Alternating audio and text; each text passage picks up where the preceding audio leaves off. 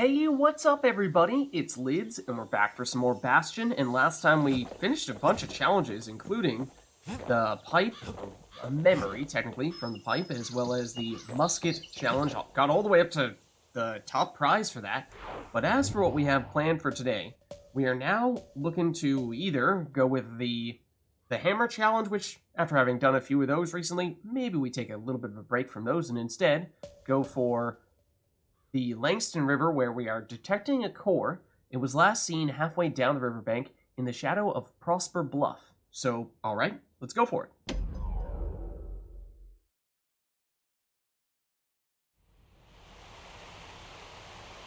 The Langston River flowed free and wild till the calamity drank it all up. Maybe all that water just grew wings and flew off. Okay, and we took the musket, and we did upgrade it a fair bit. Mostly, its damage and its range, and we actually reduced its spread, so it is, in theory, more accurate. You wouldn't be able to tell based on the lack of accuracy I'm demonstrating here, but I'm just trying to get the hang of it now. And then we took, what, the machete as our other weapon? Okay, nice. None of that is destructible. Alright, let's carry on then. Definitely has better range than it had previously. Considerably better range, so I like that a lot. Riverbank swarming with windbags. As for how much damage that is realistically against big bad enemies, it seems decent. Ooh. They're so bent on finding the core, they hardly notice the kid. Lucky for him, a certain famous ferry barge is still afloat. Maybe we just get rid of the spikes first, though? Maybe we just get rid of the spikes on it first? Or the other enemies that are on the opposite side that we might still be able to hit? Might have even gotten rid of them? No, we've not. There you see, the damage is solid.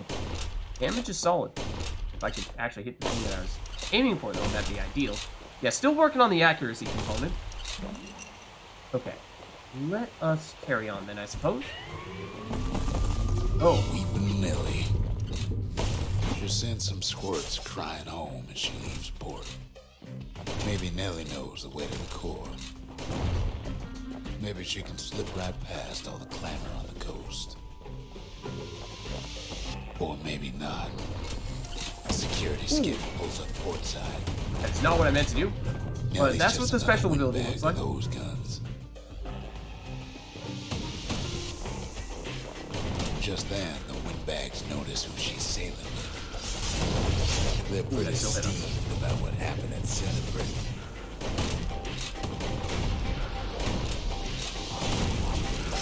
Get rid of these before they turn into something bad. If possible, They try to cut her off. dodge roll through either of those. Really? That's not good. Don't have that range. That's good, no?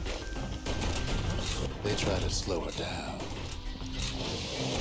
And, well, we'll slow ourselves down by pulling off the edge. They try to knock her out. Ooh, okay. Oh, well, now we're just getting chain hit, like over and over in our final deal. If we can. Tries harder. Excuse me. Try as she might, though, she hits a snag. Oh, Kid's gotta help her get untangled. Favors for favors. yes. Is that just breaking through here? Possibly, but first, let's see what the deal is over here.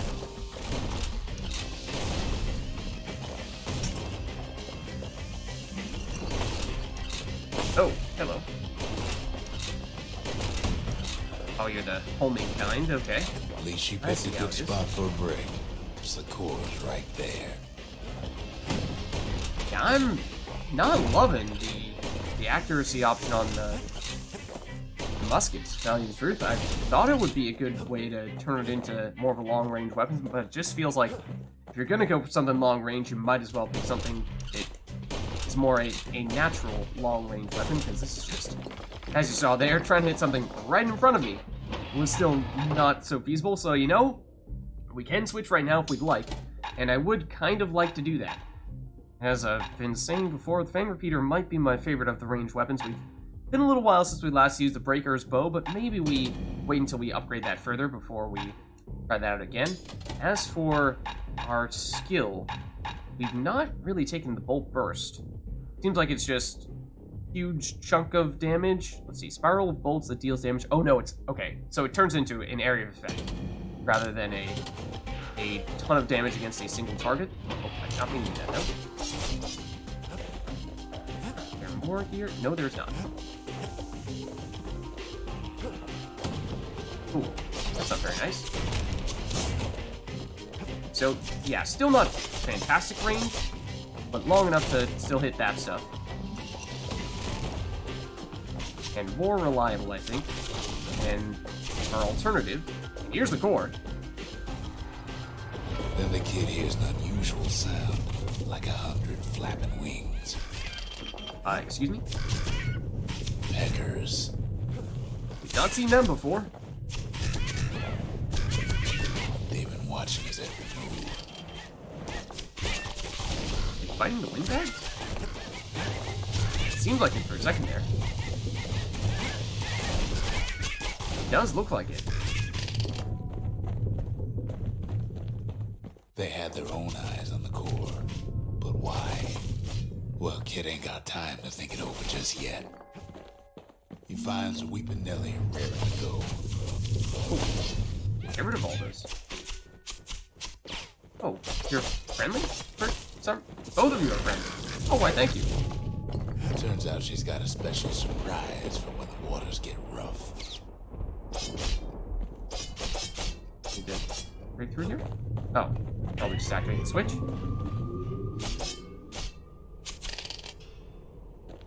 She's gonna need a little help with all them peckers. Traffic things think they're king of the roost now. Rest of us only wish we could fly in times like these. Yeah, I think it's a good thing we switched over back to the repeater. And maybe having the crowd control short range option on the musket might not have been a bad idea, but I am liking this stick. Security skiffs keep on coming. Damn, it's just so good. Don't seem to care what they shoot, as long as they hit something. Please hit this. Ooh, that was not great.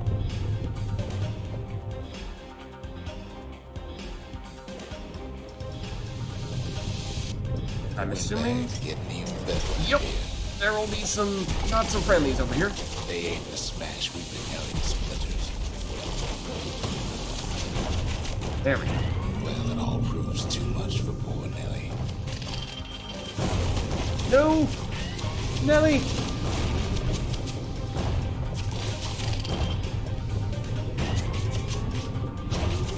Should we destroy anything? One last stop. With the last breath, Nelly gets the kid to solid ground. Solid ground in pecker country. Seems the calamity ain't hurt the peckers' appetites. More great songs, as always. They want that core real bad. So, we've encountered want little it just peckers, as bad as now a we've kid. got big ones, though. Kid shoes them off, knowing they'll be back. Know how many times kid nearly fell off the barge back there? A good couple of times. I don't remember if we actually did. We probably did. Yeah, we can go down the opening. We actually saw some shards there in larger quantities. Previously, I've just been seeing them like that in groups of one, but occasionally now they may drop in larger chunks where we can actually remember exactly how many it was. Might have been 15, or rather, might have been like 25 or something. Just deliberately waiting around, see if we could get those other ones to show up so we can get more experience and more shards. Now, listen close. You should remember this next part.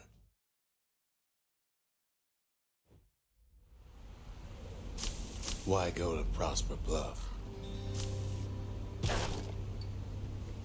Oh, and I'm smiling ear to ear right now, anticipating what is about to come.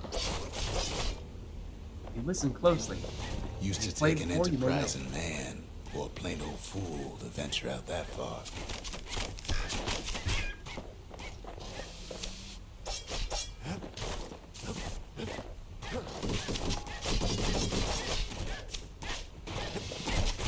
Yeah.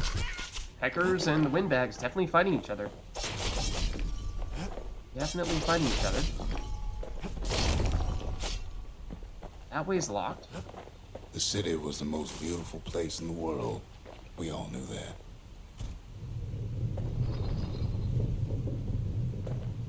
Oh. But on the other hand, some folks just yearn to see the things they're told they can't.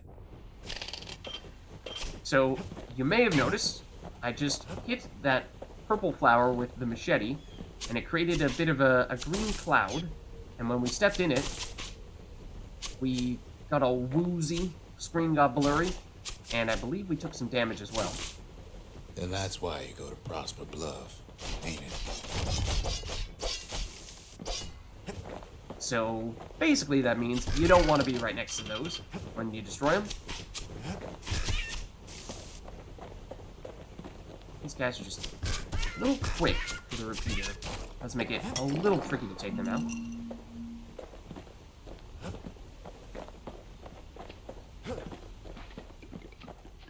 The other kid hears something he ain't heard in a long while.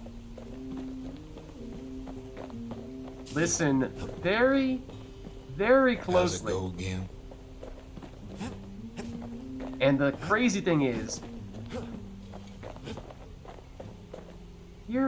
hear that?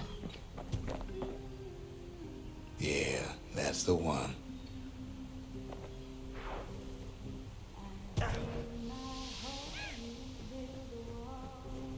And as we move around, it'll get louder and softer depending on how close or far we are away from the source. And back when Bastion first came out, that was, well, he says as he accidentally rolls off the side, but that was pretty rare stuff. Nowadays, I suppose, you might see that, but...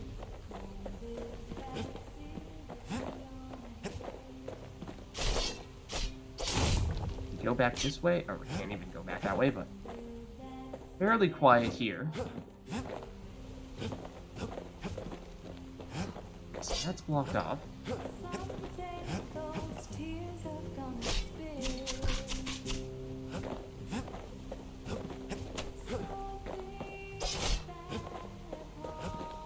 Try this again? Oh, this maybe. There we go.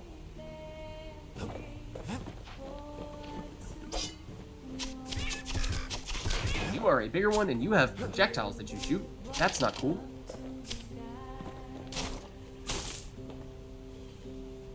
Wait for that green cloud to dissipate.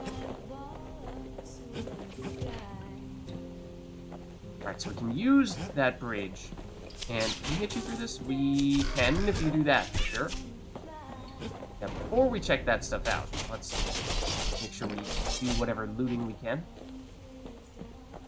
So notice how it's quieter over there and gets noticeably louder now. Just takes us back here. But what if we do this first? Then do that. Now we're talking.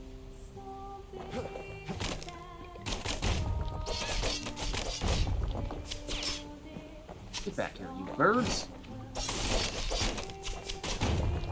But preferably without shooting us.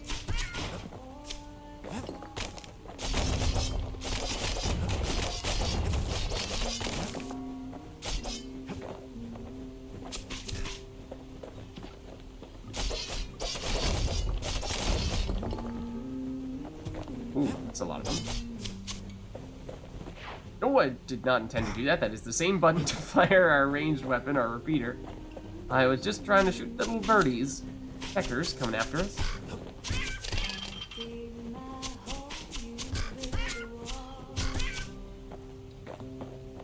Okay, do we need to use that right now? We probably do. Looks like our way is currently blocked, so let's just check. Without activating it, yeah, takes us back here. Probably means that this switch is gonna remove the bridge. But then this will teleport us back, and the door will be open.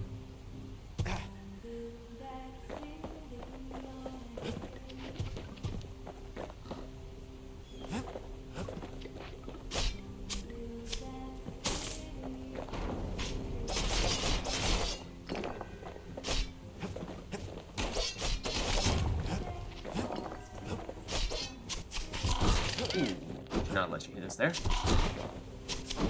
But still. Ow, you are very aggressive. Though fortunately, you dropped a health potion.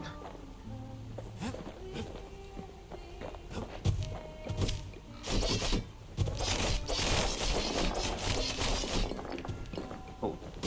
Ideally, we would get rid of you first. Oh, I honestly did not even realize. This will sound strange. I honestly did not even realize that you could just hold down the fire button for the repeater. It repeats naturally. I was always manually just smashing the button as quickly as possible, which, in hindsight, seems a little... You're still alive? It seems a little silly and unneeded.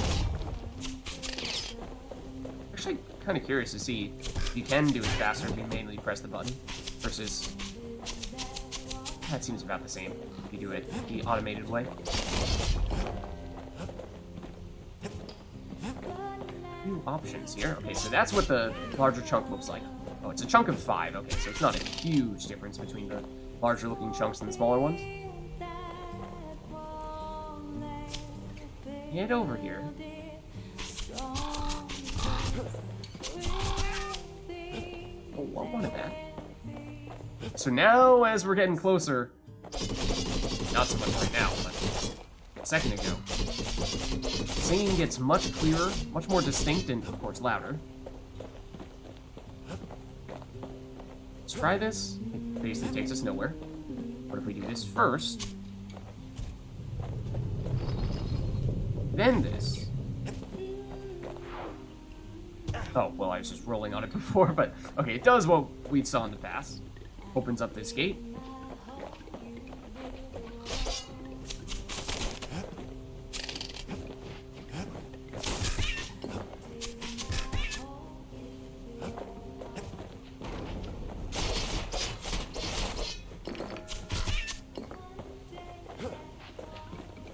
Okay, probably the same deal here. Just see before we do that, though. It's already a bridge.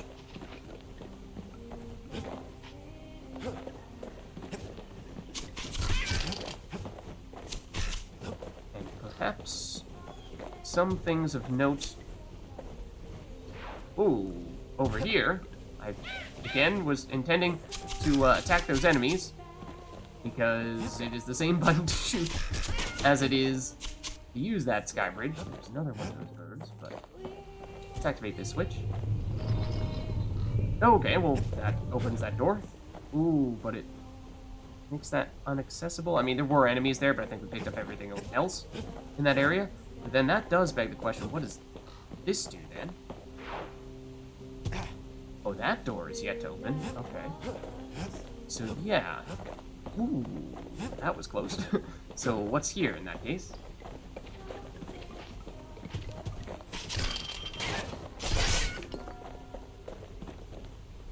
And that glowy stuff certainly makes it seem like there's something in there, but again, that's pretty much just the bridge.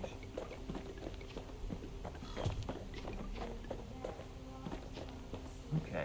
What I'm not sure about is this... I thought this was a side area, like a bonus area, giving us additional resources and what have you. And I'm not so sure. It's going awfully far for a side area, because we, of course, did not yet activate... Hold on. Is this destructible? Kind of, sort of, but not really. We did not activate this one down here. So what is... Ooh, this do? This is the bonus one, it seems. Yes, okay. And maybe the final one, though? Let's hold off on that for a little bit. The music seems very loud there, so it seems like that might be the spot.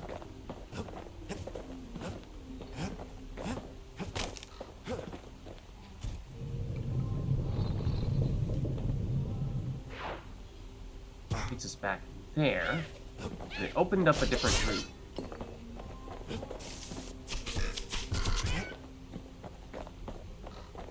Well, no point explaining what happens next, right?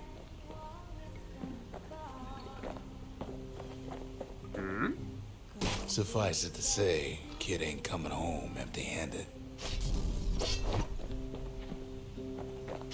Hidebound journal. Okay. Check that out. Let's see what the deal is. Hidebound journal. It's a memento, a worn book handwritten in the traditional Ura script. Amid the scrawled notes, the book contains various indecipherable scientific diagrams, drawings, and mathematical formulae. Okay. That's where we're trying to go. Okay.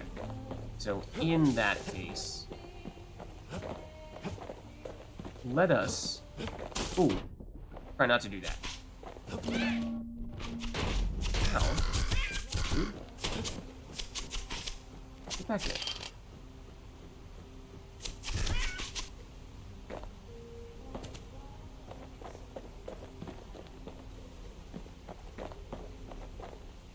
What is the deal over there, though, is the question. Oh, and is there no return? There is no escape? That other area that we started to go down? Perhaps not? Over there, where we deliberately did not use that teleporter, I imagine that probably would just take us here, and we wouldn't necessarily have the connecting pieces to get this memento. That's what I'm guessing that's all about. And besides, it's like the song goes. But this, pretty big moment.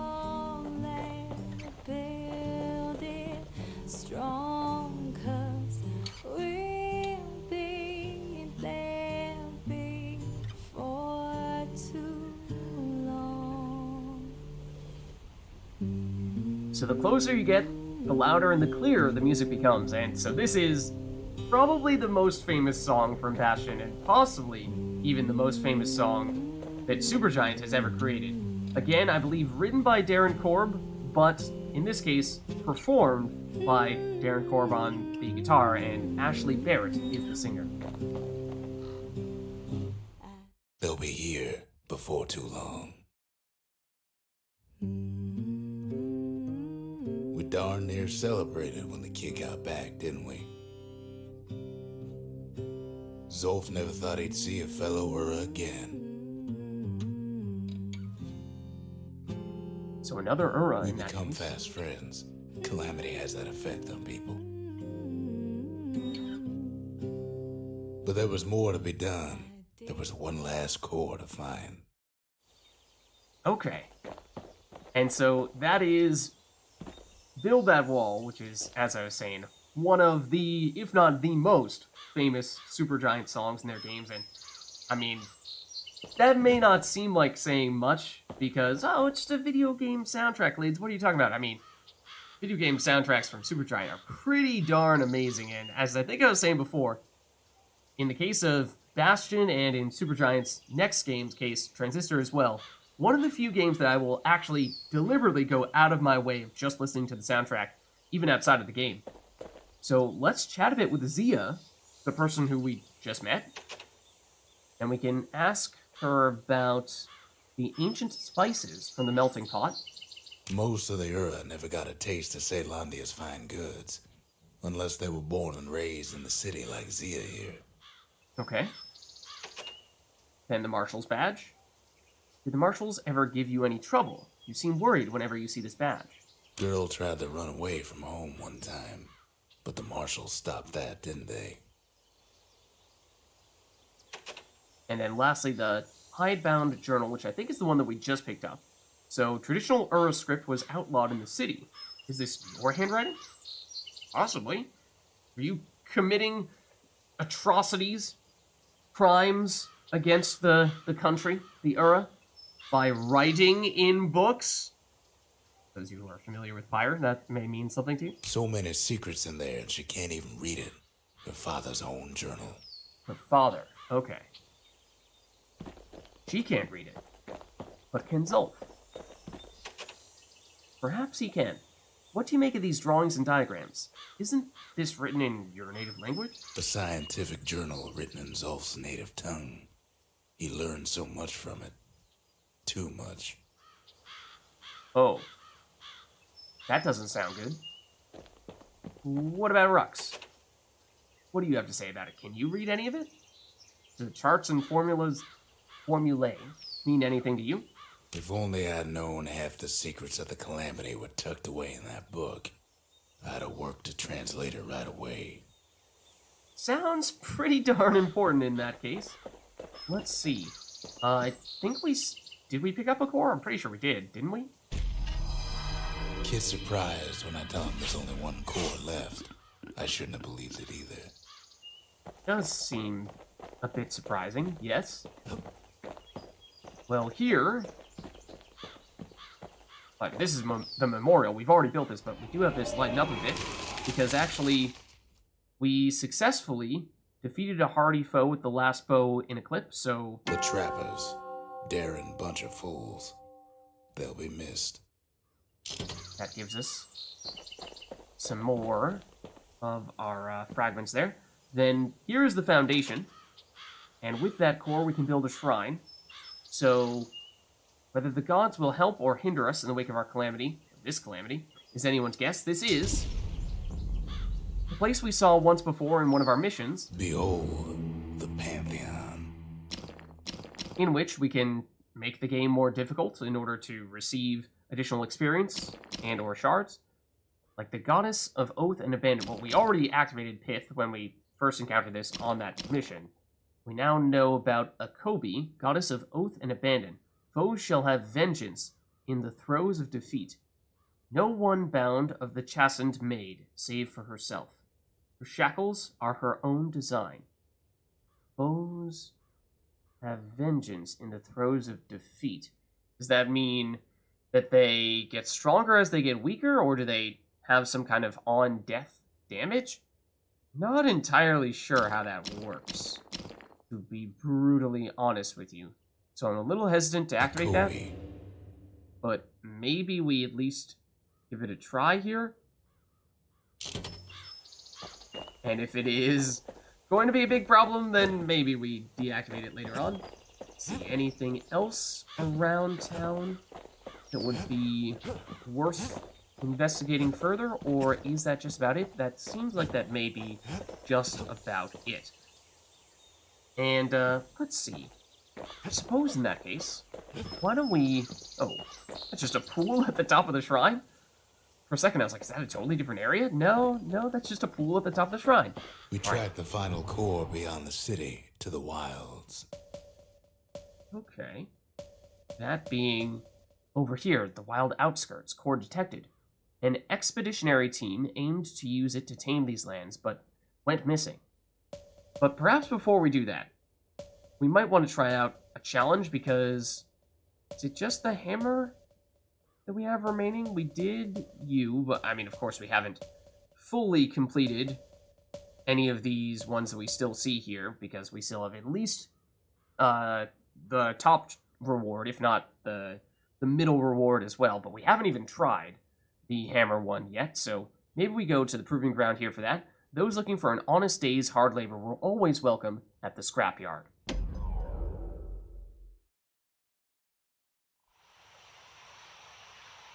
The city's unwanted things all met their end in the yard. Folks who fouled up will do their time here, smashing things to bits. Quickly destroy 100 objects. Now, when you say quickly, do you mean in a low number of hits or time? The quicker they worked, the sooner they can go.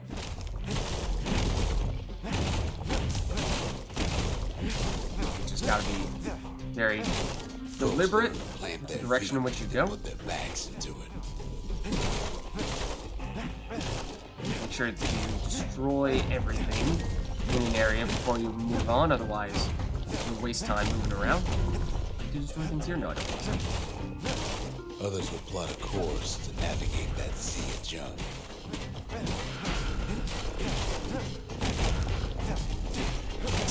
A good day smashing can feed a family for a week. That was 2 out of 3. 10 seconds too slow for this one. I mean, that's actually pretty significant difference there.